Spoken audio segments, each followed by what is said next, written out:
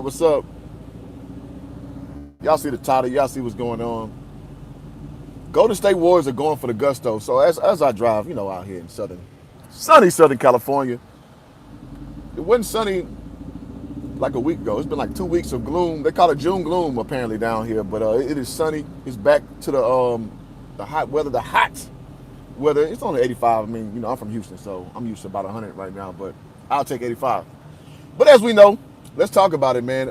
Jordan Poole and Chris Bosh get swapped.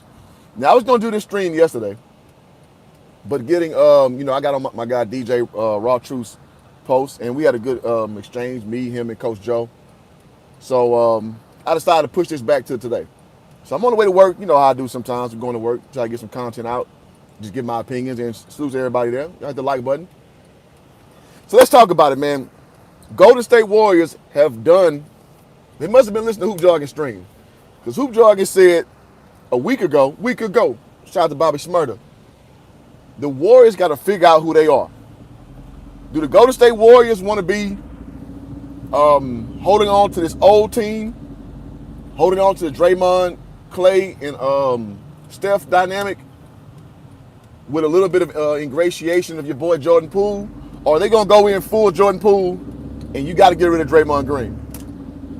And it seems as so far they're going with the latter. Well, I'm sorry, that they're going with the former. They are getting rid of, obviously, Jordan Poole, sending him to the Washington Wizards for your boy, Chris Paul. Now, I know a lot of people are underwhelmed by this trade, and I like this for Golden State, and here's why. Listen, Jordan Poole, in my opinion, is the epitome of a guy. He's a tweener who does not play a defined role well, and in my opinion, those kind of guys will get you beat. And I know y'all saying, Hoop Jargon, you tripping. He got him a championship last year. Yes, he did. But we saw that was a flash in the pan. That's with Steph Curry being 2 years younger, or a year and some change younger.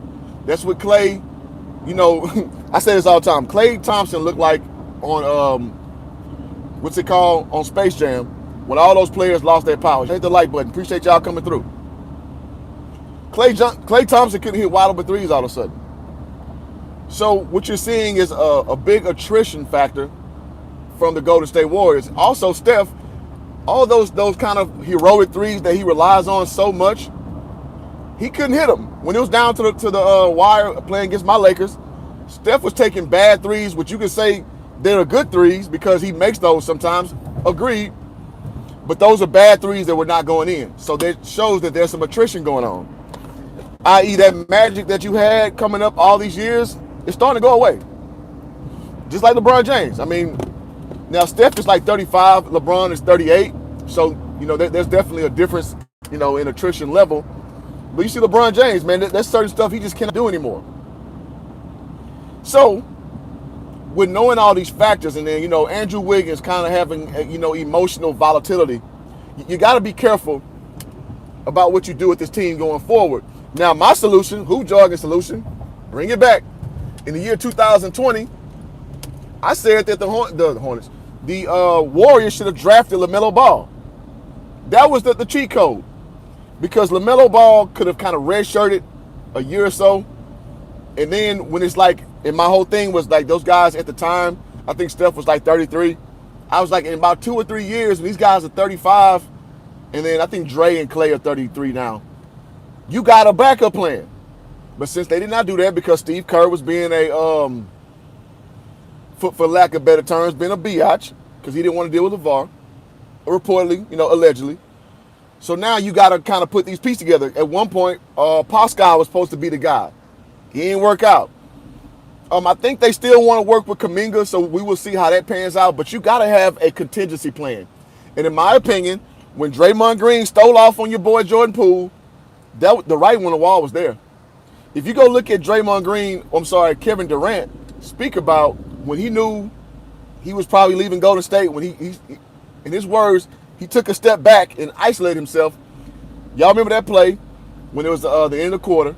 Draymond Green gets the rebound. He waves off KD, brings the ball up court, and just turns the ball over And KD's like, dog, give me the ball. And even Clay was like, what are you doing?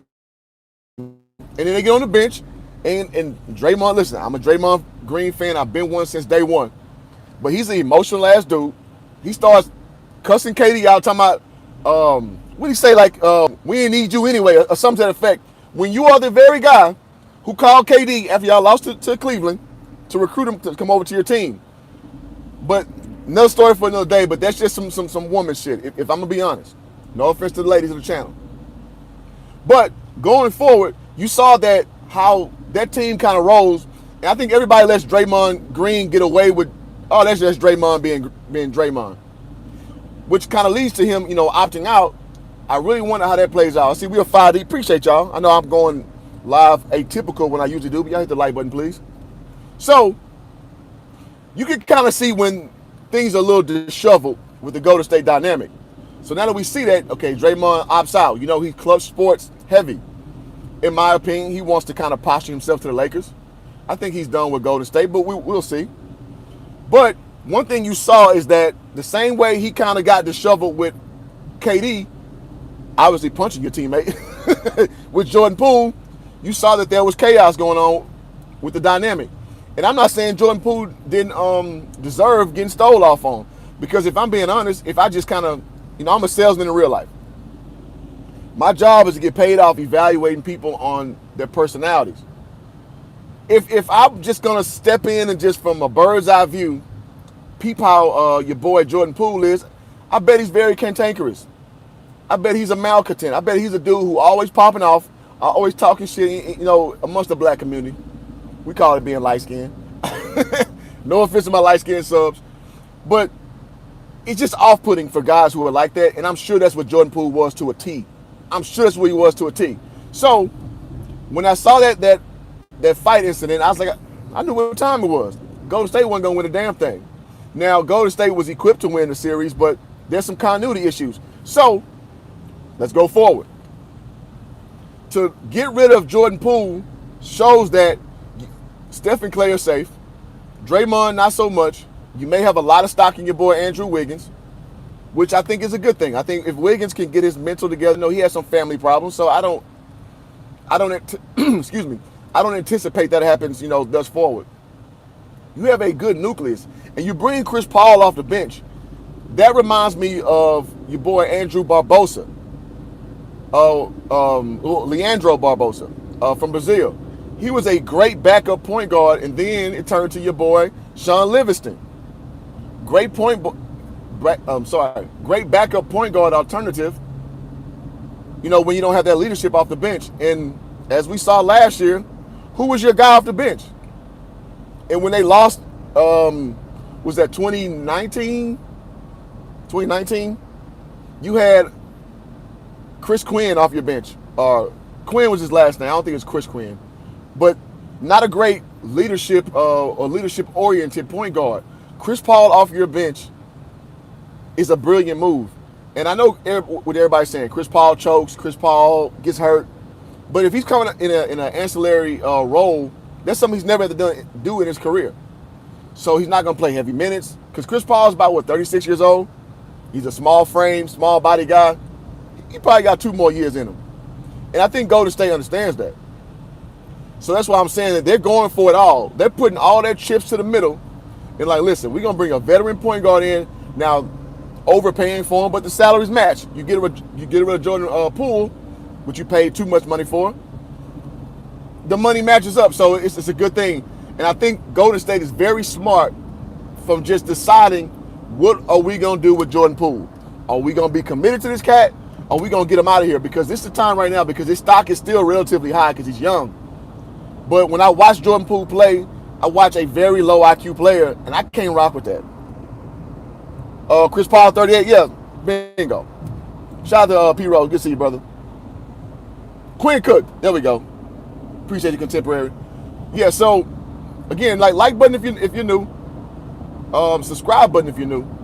Because listen, man, I give perspective based on being a former hooper. I played professional ball overseas. I played Division I basketball. I coached Division I basketball. So I just try to tell y'all from what I see, what I hear.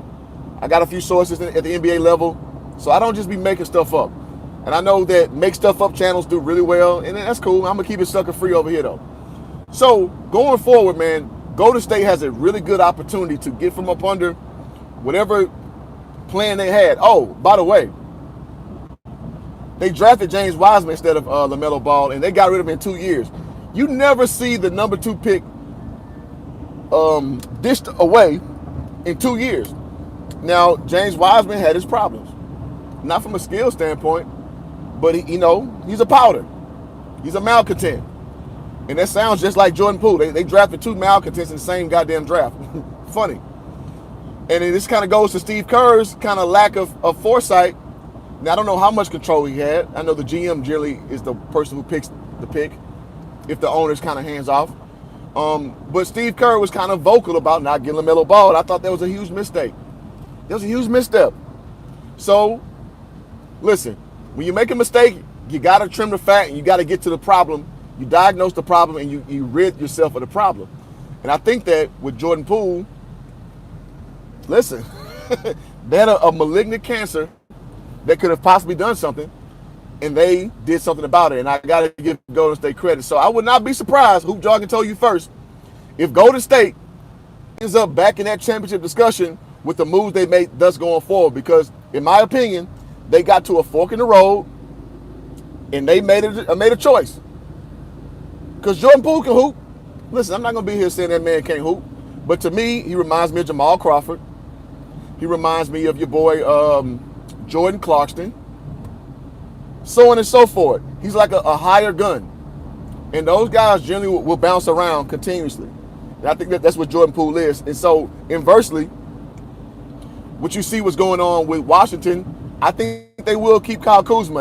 In my video I made a few days ago, I said that pay attention after the trade of Chris Paul to the Wizards. I said he would not play a second for the Washington Wizards. Don't believe my lying mouth. I'm out 4 days ago when I said it before when the trade happened. I was like, Chris Paul would not play a second with the Washington Wizards. There's no way. And I said also look for the exodus of Kristaps Porzingis and Kyle Kuzma. And I said once one of those moves, the other person is probably going to be the franchise guy from a what they call it? From a God damn it, I can't think of the term. I'll just use this word, de facto, but that's not the word I want to use. Default, there we go. From a default perspective, Kyle Kuzma and Jordan Poole is going to be your best 2 players, and yikes. Listen, one thing I'm consistent with over here at Hoop Jargon is I don't like tweeners. Not if you're trying to win. And the fact you have 2 tweeners, nah. P. Rose says Jordan Poole was the year before Wiseman. Okay. I don't think Poole was a bad player. The goals of the Warriors, this idiotic basketball can't be allowed in that organization. Yeah, because listen. Okay, so I was wrong about that, which I put room for that. But Jordan Poole is a moxie player. He's I'm in my bag today. I'm gonna be in my bag. And the Warriors are a continuity offense team. The Warriors are everybody do their role. Everybody do what you're brought here to do, and it's for the greater good. And I think that Jordan Poole don't fit that mold at all unless you want him to fit that mold. And to revisit, by fit that mold, I mean you got to let him do him. If you're not going to let him do him, he's going to always be a malcontent. He's always going to be unhappy because he thinks he's as good as everybody in that gym. And that's why, in my opinion, Draymond Green put pause on that boy. I'm not saying Draymond was right. I just probably understand why he did it. So I think Golden State going forward, with Draymond electing to opt out, I would let him walk. Draymond Green fan here. Because you got to understand, when players have kind of reached their crescendo, and in my opinion, Draymond Green can no longer consistently hit that wide open 3 that was paramount to the Golden State Warriors' success. He can't hit that shot no more consistently. So now Draymond is basically a defender. Now, honestly, all things considered, y'all hit the like button. He did a great job on Anthony Davis. But it wasn't enough. You're 6'6". You don't have long limbs. You kind of got that little fat boy body. You're under the rim player. It's just so much you can do. And I think you're older now. You want to get paid more because you know this is your last big contract. If I'm the upper management of Golden State Warriors, I'm like, man, thank you for your service. Have a nice life. That's what I'm on. This coming from a Draymond Green fan, but I got to be objective. If I'm a GM, if I control anything, I'm gonna let him walk because the juice ain't worth the squeeze anymore, in my opinion. Shout out to me, Mike. Said if Golden State gets CP3, they will never win a championship again. CP3 is a black cat in the organization. I pray to God he doesn't make this move. No, I don't agree, Miak. Here's why. Chris Paul as a main fixture, yes, he disappears. I think we all know this. Y'all hit the like button. We're 10 deep. Appreciate y'all. But now in this role, you're clearly second fiddle. You're 38 years old, as P. Rose just pointed out. The dynamic has changed. So now you have to be an ancillary piece, and that's what the Golden State Warriors have survived under with Leandro Barbosa, with Sean Livingston. They thrive in this realm where you get a guy who is a smart, mid-range, centric, and drive to the basket guy who can hold that second unit together when Steph needs, he needs a blow. That's perfect. So I think this is the perfect role for Chris Paul. He's not normally used to being a backup point guard, and by normally, probably never since he's like in freaking 5th or 6th grade. But right now, you're clearly gonna play second fiddle Steph Curry. So I think this is a good role for him, and also an admission that you're no longer that guy. That's what I think. Let's see. P. Rose says Jordan gonna average 25 plus points a year, and that's just talent. However, he's childish. I feel that he can mature. Well, I think Jordan Poole would not mature. And my point of reference is your boy Jordan Clarkson, because I said this off rip. When Lonzo Ball came to the Lakers, I was so happy because Jordan Clarkson, now off rip, he overachieved. So I give Jordan Clarkson a lot of credit in that respect. He came from Missouri University, second round draft pick, and he overachieved. Salute to him. But as the line started to get established, I saw Jordan Clarkson for what he was. He's a volume shooter guy. He's not a cerebral guy. So I think those guys generally are always, you definitely need it. Somebody needs a higher gun. But it's like, I'm here for a good time, not a long time. And I think that's what Jordan Poole is consistently. Because we remember with Jamal Crawford, they try to make a dynasty, well, not a dynasty, but a 1-2 punch with him and Eddie Curry in New York. Horrible idea. Horrible idea. CP12 deep, y'all hit the like button, please. So I see the same thing. I'm going to just shot call it early with your boy Jordan Clarkson because I just don't see it. I don't see the intangibles. The tangibles are there. He's quick. He has a good size at 6'5". He can shoot the piss out the rock when he's locked in. But his intangibles are horrible. And I think for you to cascade your team with a guy like that, I think it's a bad idea. So I think the Wizards are going to have many iterations, at best a 5-year turnaround, so they actually can get good. But listen, it is what it is. Let's see. Mia might say Draymond Green never should have been an NBA player. I always thought he should have been playing overseas. No, Mia, I don't agree with that at all. I don't agree with that at all. No. Draymond Green has been a linchpin to 4 NBA championships? 2015, 16, 19, 21. Am I missing one? 3 championships? No. Draymond Green is clearly an NBA player. I don't know where you come with that. But also, Draymond Green is a guy that you can't give him too much carte blanche, man, because he has an emotional deficiency, in my opinion. And I'm going to go and say it. Maybe that's by virtue of being a single mother-raised guy. You just kind of ebb towards emotionality first. I can't call it. But to say he's not an NBA player, like, his resume does not agree with you, bro. Being all NBA defensive, the amount of times he's been, that don't make sense. I don't agree with you at all, bro. Let's see. JC the Conqueror says CP3 is bad. I mean, listen, bro. I can't argue with that. But what I can say is CP3 coming to a situation is going to be the backup point guard. And that's something that we have not seen before. So since we've not seen that before, I can't cast the same, aspersions on this cat because this is a new role for him. And I think he embraces it fully. Let me say that. This is Suit Jordan, man. Suit's my guy, Rap God, man. Good to see you, brother. Let's see. Rap God also says, this is our subject. Why are some NBA players more injury prone in the next 15 years? So I'm going to say this. Good question, Rap God. I think in the NBA, these kids are coming off this AAU culture. In the AAU culture, you play a lot of games. And I think that the training and the strength and conditioning does not match up with just playing games.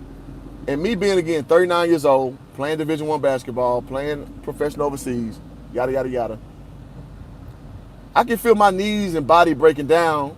And I didn't even play AAU like that. I played like what's called city leagues at the time. This is before AAU was more prevalent. And so once you kind of understand AAU culture, you play a lot of games, man. And it does a lot of disservice to your lower extremities. And you see with these guys, the injuries are their lower extremities. So when you play a lot of games, I think that kind of expedites that on that level. And everybody does not have like great courts that, adhere to you, upholding your bone structure and your body. And so, yeah, you play enough games, your body gonna break down for sure. So I think that that's more or less the contributor to these injuries you see with guys, again, their knees, ACLs, MCLs, ankles, and all that good stuff. Well, not good stuff, but bad stuff. I think that's more or less the culprit of why you start to see these injuries. So, yeah, there's that. So going forward, man, so let me see when this traffic die down so I can read these comments and not bend my car up. We don't want that now. We definitely don't want that.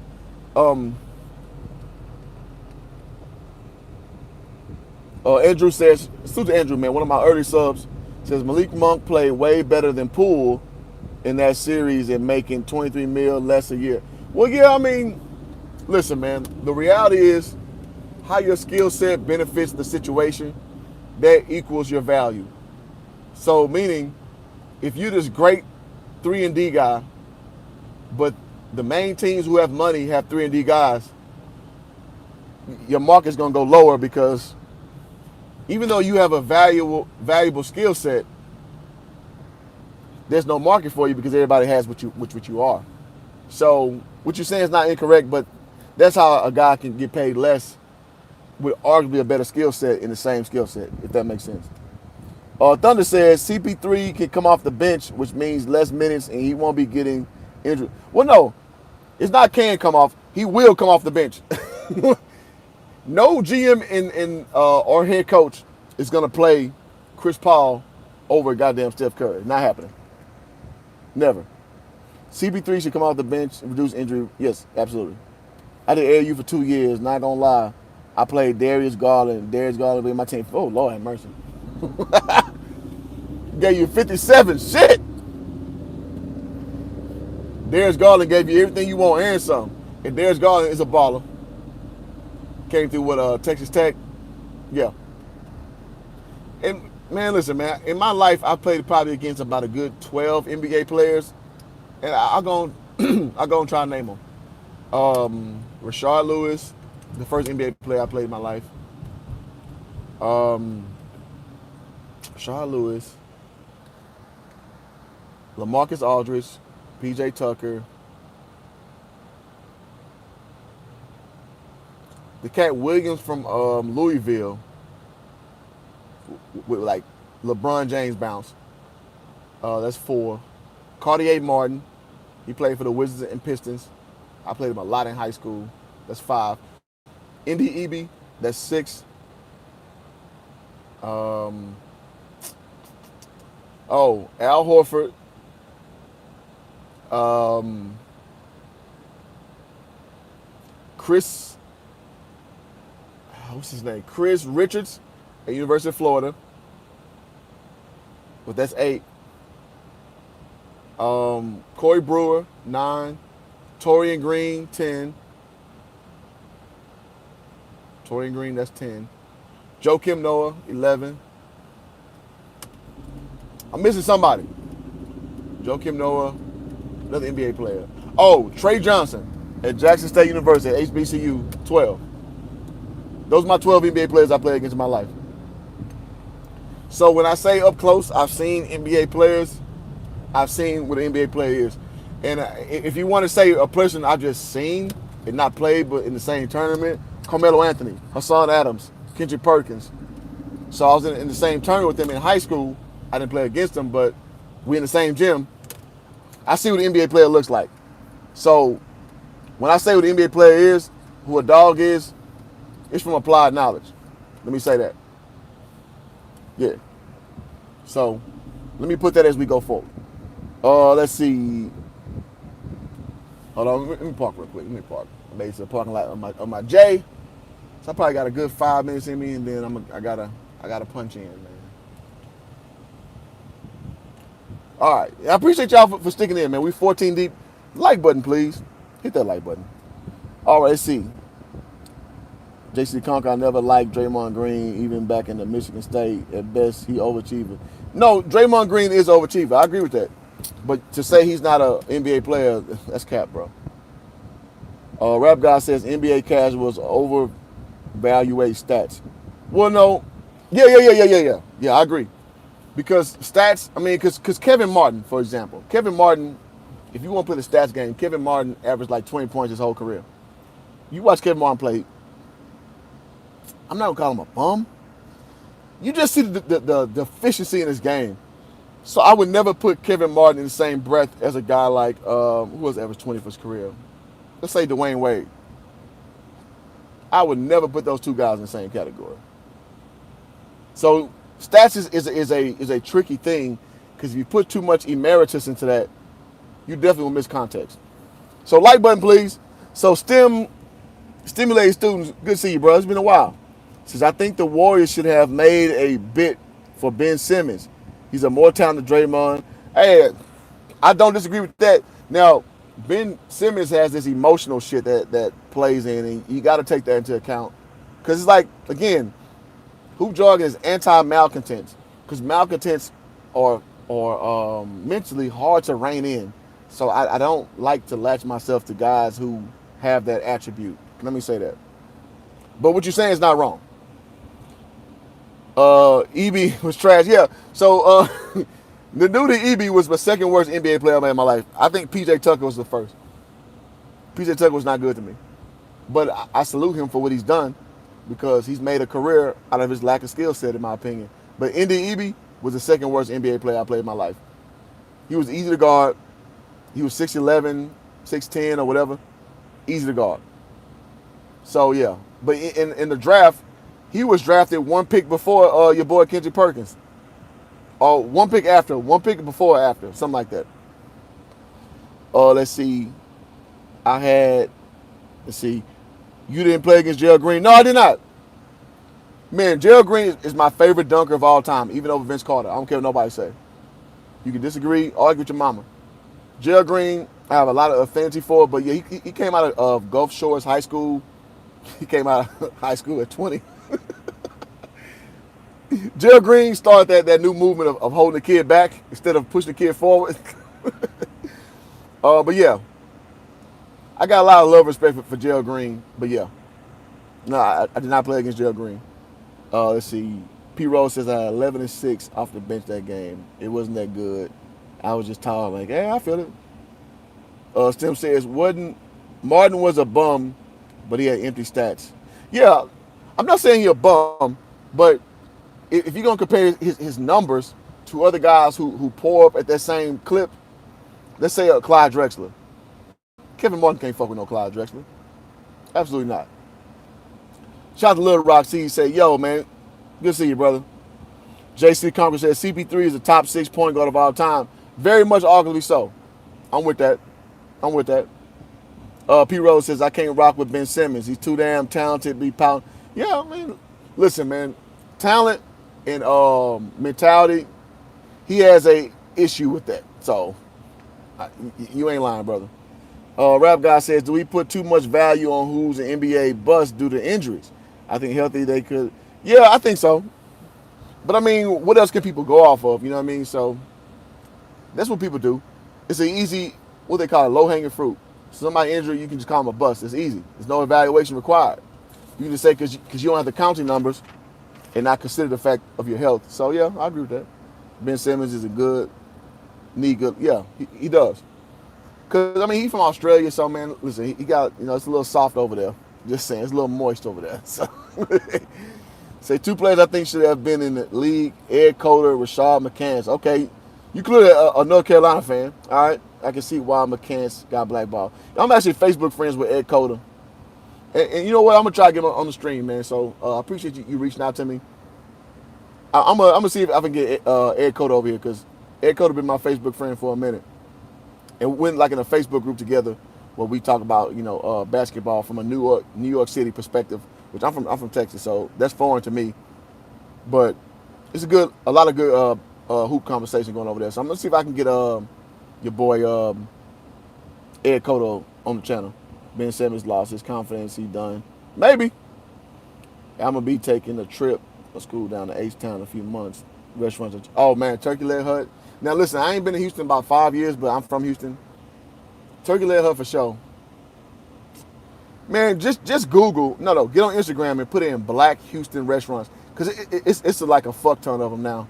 So do that. Trucker plays D. I think he's saying PJ Tuck. Oh, absolutely. PJ Tuck get all the respect from me. So all right, y'all, I gotta cut this short. I gotta go to the J. Thank y'all for being a part of this. Man, I hit the like button on the way out. Thank y'all so much for being a part of this. And man, till next time, man.